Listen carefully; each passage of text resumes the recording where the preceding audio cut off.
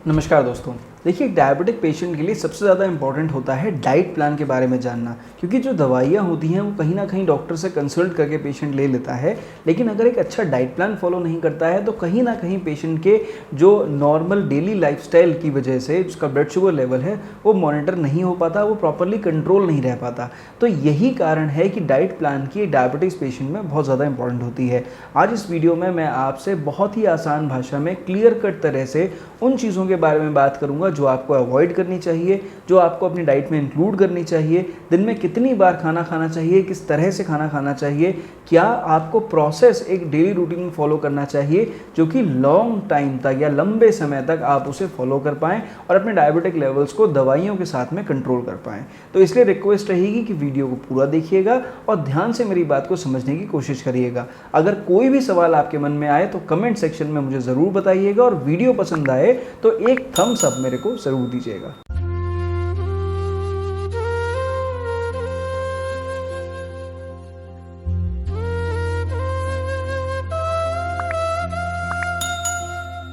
तो देखिए, जब आप डाइट प्लान के बारे में बात करते हैं डायबिटीज़ पेशेंट की, तो यहाँ पर कुछ चीज़ें बहुत इंपॉर्टेंट हैं जिन्हें हम बोलते हैं कैलोरीज़। अब देखिए, कैलोरीज़ के ऊपर अगर मैं सिर्फ फोकस करूँगा तो ये वीडियो ज़्यादा ही साइंटिफिकली या फिर डॉक्टर्स की लैंग्वेज में हो जाएगी, इसलिए मैं इस वीडियो को आसान भाषा में परस्यू करूँगा। पर एक चीज़ है जो आपको समझना पड़ेगा, that is amount of calorie इन और अमाउंट ऑफ कैलोरी आउट, यानी जितना आप खा रहे हैं और जितना आप पचा रहे हैं उसके बीच में बैलेंस रखना बहुत ज़रूरी है। अब इस बैलेंस को अगर मैं इस तरह बताऊं कि आप इसे कैसे बैलेंस कर सकते हैं, तो जितना आप खा रहे हैं अगर आप उसका आधा भी पचा रहे हैं, सपोज करिए आप 1800 कैलोरीज ले रहे हैं इन अ डे और लगभग 900 कैलोरीज के आसपास आप बर्न कर रहे हैं, तो ये आपके लिए एक आइडियल प्लान रहेगा। तो चलिए सबसे पहले इस वीडियो में बात कर लेते हैं कि हमें किन चीज़ों को अपनी डाइट में अवॉइड करना चाहिए। देखिए, अगर आप एक डायबिटिक पेशेंट हैं या आपके घर में कोई डायबिटीज़ का पेशेंट है तो सबसे पहले आपको पैकेज्ड फूड आइटम्स को कम्प्लीटली अवॉइड करना चाहिए। पैकेज्ड फूड आइटम्स कौन से होते हैं? नमकीन भी हो सकती है, बिस्किट भी हो सकती है, मैगी भी हो सकता है, पास्ता भी हो सकता है, या फिर किसी भी और तरह का पैकेज्ड फूड या प्रोसेस्ड फूड जो कि आप अपने घर में ला रहे हैं और फिर उसे बना रहे हैं, इसे आपको कंप्लीट तरह से अवॉइड करना चाहिए। दूसरा होते हैं बेकरी प्रोडक्ट्स। देखिए, बेकरी प्रोडक्ट्स आपको अपनी डाइट में सिर्फ वही इंक्लूड कर सकते हैं जिनमें लो शुगर कंटेंट हो, जैसे कि आप थोड़ा बहुत रस अपनी डाइट में, हल्का सा जो सूजी रस या टोस्ट होते हैं आप उसे यूज़ कर सकते हैं डाइट के अंदर, या फिर आप जो बेक्ड जो नॉर्मल चीज़ें होती हैं आप उन्हें ले सकते हैं अपनी डाइट में। लेकिन जो केक्स होते हैं, पेस्ट्रीज़ होती है, बन्स होते हैं, इनको आपको अपनी डाइट से अवॉइड करना पड़ेगा। अब सबसे ज़्यादा इंपॉर्टेंट चीज़ जो आपको अपनी डाइट से अवॉइड करनी है वो है मैदा। देखिए, अगर आप मैदा से बनी कोई भी चीज़ कंज्यूम कर रहे हैं तो ये मान के चलिए आप अपने डायबिटिक लेवल्स को कंट्रोल नहीं कर पाएंगे और कहीं ना कहीं आप कॉन्स्टिपेशन या फिर उसके साथ में गैस्ट्राइटिस की प्रॉब्लम्स के साथ में खुद को एंड अप करेंगे। तो इसलिए आपको मैदा किसी भी फॉर्म में अवॉइड करने की कंप्लीट तरह से कोशिश करनी पड़ेगी। जो एक और चीज़ आपको अवॉइड करनी चाहिए वो है आउटसाइड ईटिंग। अगर आप घर से बाहर जाते हैं, घर के बाहर का खाना खा रहे हैं, रेस्टोरेंट्स में ईटिंग कर रहे हैं रेगुलरली, तो फिर कहीं ना कहीं आपके डायबिटिक लेवल्स ऑल्टर्ड रहेंगे, क्योंकि खाने की क्वालिटी कहीं ना कहीं वहाँ पे कॉम्प्रोमाइज़ ज़रूर होती है, उसकी वजह से डायबिटिक लेवल्स बहुत ज़्यादा ऑल्टर होते हैं। तो इसको आपको कंप्लीट तरह से अवॉइड करना चाहिए। इसके बाद जो पैकेज जूसेस होते हैं, जो कि अक्सर लोग मैंने देखा है लेना पसंद करते हैं, इतना ही नहीं, लोग पैकेज्ड आंवला लेना पसंद करते हैं, त्रिफला, या फिर कई बार मैंने देखा है लोग जो है कई सारे मिक्स तरह के जूसेस लेना शुरू कर देते हैं डायबिटीज़ को कंट्रोल करने के लिए। या फिर आज जो नया ट्रेंड चल रहा है वो है एलोवेरा जूसेस। तो देखिए, आपको इस तरह के पैकेज जूसेस को अवॉइड करना चाहिए। इससे बेटर है कि आप घर में बेल का शरबत बना लीजिए, या उसमें आप बिना चीनी डाले बना सकते हैं। आप किसी और तरह का शेक बना सकते हैं बिना चीनी डाले। तो उससे अगर आप शुगर फ्री अपने घर में शेक्स या जूसेस बना रहे हैं, खुद अपने से खुद प्रिपेयर कर रहे हैं, तो वो सबसे बेस्ट है। उससे आपके डायबिटिक लेवल्स हमेशा कंट्रोल रहेंगे। अब इसके बाद हम बात करेंगे एक और इम्पॉर्टेंट चीज़ जो आपको अपनी डाइट से अवॉइड करनी चाहिए, वो है डायबिटिक फ्रेंडली फूड, या फिर लैक्टोज फ्री फूड, या फिर हाई फाइबर कंटेंट फूड, या फिर स्पेशली लो फैट फूड। इस तरह की चीज़ों को अगर कोई भी कंपनी कमर्शलाइज कर रही है और आप इसको because of all these advertisement जो कीवर्ड्स होते हैं उनकी वजह से आप उन्हें खरीद रहे हैं, तो मैं कहूँगा इसे कम्प्लीटली अवॉइड करिए। बेहतर है कि आपको उन चीज़ों को अपने डाइट में इंक्लूड करना है जो कि नेचुरली आप बचपन से खा रहे थे और इधर आपने बिकॉज ऑफ मॉडर्नाइजेशन छोड़ दी है। अब हम बात करेंगे उन चीज़ों की जो आपको अपनी डाइट में ज़रूर इंक्लूड करनी चाहिए। देखिए, आपको अपनी डाइट में राइस ज़रूर इंक्लूड करना चाहिए। जी हाँ, इसका कारण यह है कि आपको कुछ हेल्दी कार्ब्स चाहिए होते हैं अपनी बॉडी के लिए। तो आप अपने लिए जो आप राइस खाना चाहते हैं, केवल 6 चम्मच राइस आप दिन में एक बार लीजिए, चाहे आप उसे ब्रेकफास्ट में लीजिए चाहे लंच में लीजिए, लेकिन वो राइस जो होना चाहिए वो बेसिकली माड़ निकला हुआ होना चाहिए। और जब आप माड़ निकला हुआ राइस इस्तेमाल करेंगे अपने खाने में तो आपके बॉडी के अंदर हेल्दी कार्ब्स जाएंगे। इसके अलावा आपको आलू अपनी डाइट में थोड़ा सा ज़रूर लेना चाहिए। स्वीट पोटैटो आपको अपनी डाइट में थोड़ा सा ज़रूर लेना चाहिए। थोड़े से मतलब हो गया, जैसे मैंने बताया राइस 6 चम्मच, उसी तरह जो बॉइल्ड आलू है आप उसे एक छोटा आलू मीडियम साइज़ ले सकते हैं, या फिर आप एक स्वीट पोटैटो मीडियम साइज़ का अपनी डाइट में इंक्लूड कर सकते हैं। दीज आर हेल्दी कार्ब्स जो आपकी बॉडी की हीलिंग के लिए, आपकी बॉडी के डाइजेशन के लिए बहुत ज़्यादा इंपॉर्टेंट है। अब आपको अपनी डाइट के अंदर जो आटा यूज़ करना चाहिए वो सबसे इम्पॉर्टेंट है। आटे में सिर्फ व्हीट या गेहूं का आटा ही इंक्लूड करना ज़रूरी नहीं है। आप इसके साथ में ज्वार का आटा, रागी का आटा, बेसन का आटा, या फिर आप इस मक्के का आटा, बाजरे का आटा, इस तरह के मल्टीग्रेन्स आप अपनी डाइट में इंक्लूड करें। आप चने के आटे को भी प्रेफर कर सकते हैं। और जो एक रेशो मैंने अपने पेशेंट्स को बताता हूँ हमेशा, वो यही रहता है कि आप 1:1 के रेशो में सारे आटे एक साथ मिक्स करें। अगर आप सपोज करिए 1 किलो आटा अपने लिए यूटिलाइज कर रहे हैं तो आप उसे लगभग 5 पार्ट्स में डिवाइड कर दीजिए।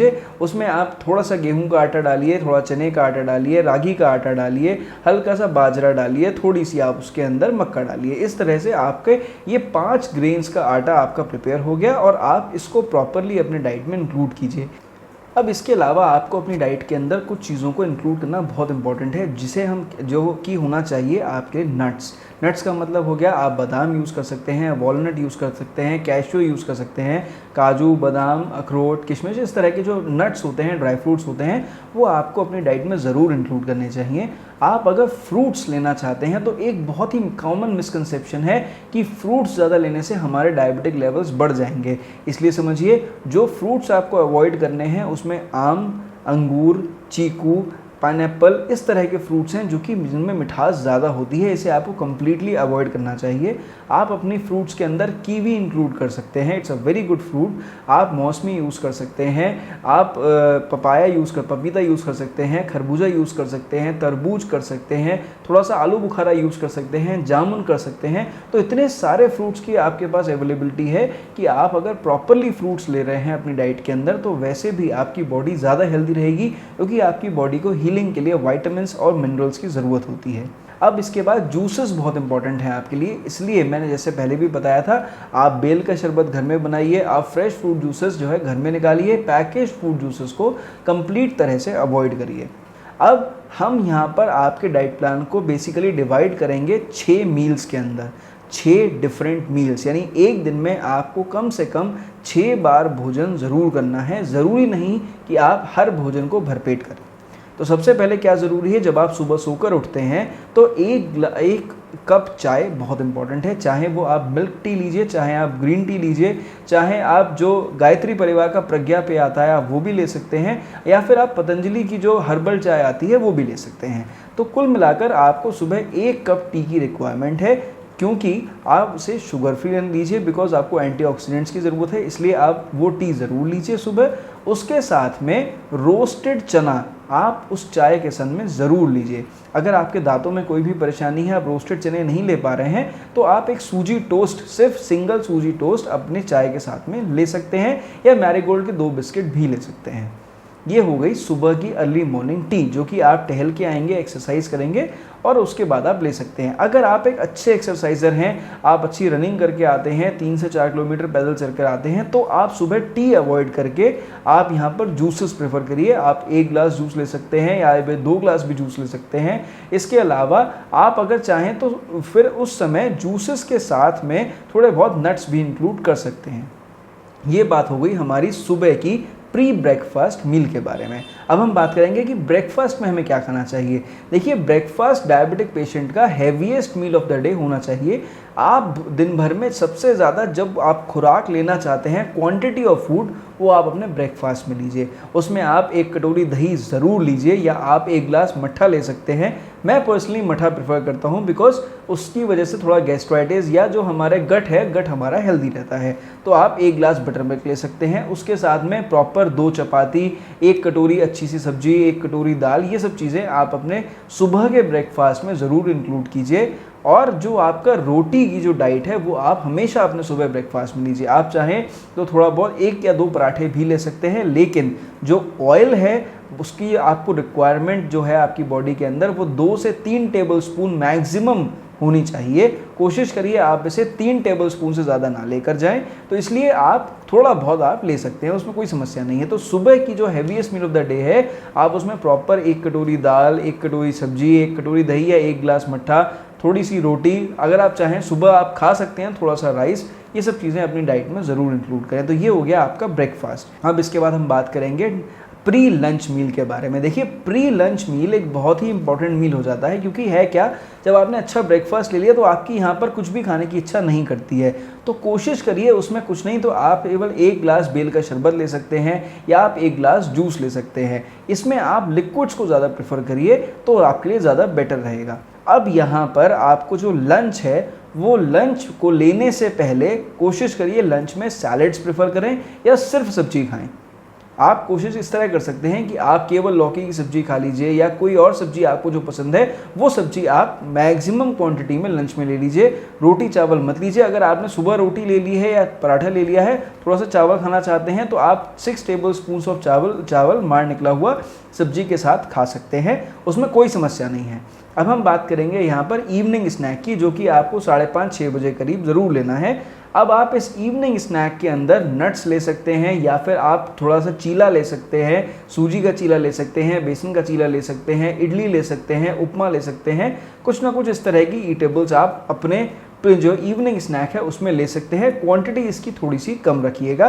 अगर आप चाय प्रेफर करते हैं तो 1 कप चाय आप ले सकते हैं, अदरवाइज आप जूसेस लीजिए, पानी लीजिए, अलग अलग तरह से कोई आप शेक भी ले सकते हैं। तो आप ये अपना इवनिंग स्नैक में इसे रखिए, जो कि आप 5:30-6 बजे करीब लेंगे।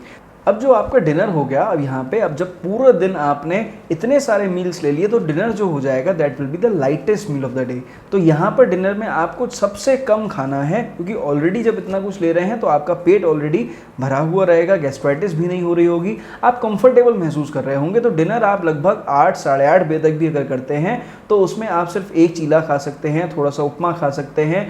क्विनोआ आप अपने डाइट में ज़रूर इंक्लूड करें, एक high plant protein content food है। आप क्विनोआ ले सकते हैं या फिर आप जो है रागी के आटे की रोटी ले सकते हैं या फिर आप कुछ नहीं तो केवल ओट्स का चीला ले सकते हैं। तो ये सब चीज़ें आपको अपने डिनर में इंक्लूड करनी है। तो इस तरह से जब आप पूरे दिन में चलते हुए आएंगे तो डिनर में कोशिश करिए रोटी को आप अवॉइड करें और आप कुछ चीला या फिर कुछ ओट्स या फिर कुछ इस तरह की खिचड़ी टाइप का आप इसमें इंक्लूड कर सकते। तो देखिए मैंने आज इस डाइट प्लान के अंदर, इस डाइट चार्ट में आपको कई सारी चीज़ें बताई हैं जो कि एक डायबिटिक पेशेंट के लिए बहुत ज़्यादा इंपॉर्टेंट हैं। इसीलिए अगर मैं इन सब चीज़ों को सम अप करूँ तो सम अप करने का तरीका ये है कि 6 मील्स इन अ डे आपको ज़रूर लेना चाहिए, लगभग 2 से ढाई घंटे के अंतराल पर या 2-2.5 घंटे से ज़्यादा 3 घंटे मैक्सिमम के अंतराल पर कुछ ना कुछ ज़रूर खाना चाहिए। कुछ चीज़ें कंप्लीटली अवॉइड करनी चाहिए जो कि मैंने आपको बताई थी। इंक्लूड जो चीज़ें मैंने करने को बोला है उन्हें अपनी डाइट में ज़रूर इंक्लूड करिए और पानी कोशिश करिए अपने को डिहाइड्रेट ना रखें, 13 से 15 ग्लास पानी आप ज़रूर लें। तो मैं आशा करता हूँ इस वीडियो के अंदर मैंने आपको जो जानकारियाँ दी हैं ये बहुत ही प्रैक्टिकल हैं। अगर आप इनको इस तरह प्रैक्टिकली इस्तेमाल करेंगे तो आपको ज़रूर फ़ायदा होगा। इसलिए मैं आशा करूँगा अगर वीडियो आपको पसंद आई होगी तो मुझे एक थम्स अप आप ज़रूर दीजिएगा और अगर आप चैनल पर नए आए हैं तो चैनल को सब्सक्राइब ज़रूर कीजिएगा। आज के लिए सिर्फ इतना ही। मेरी तरफ से नमस्कार, थैंक यू।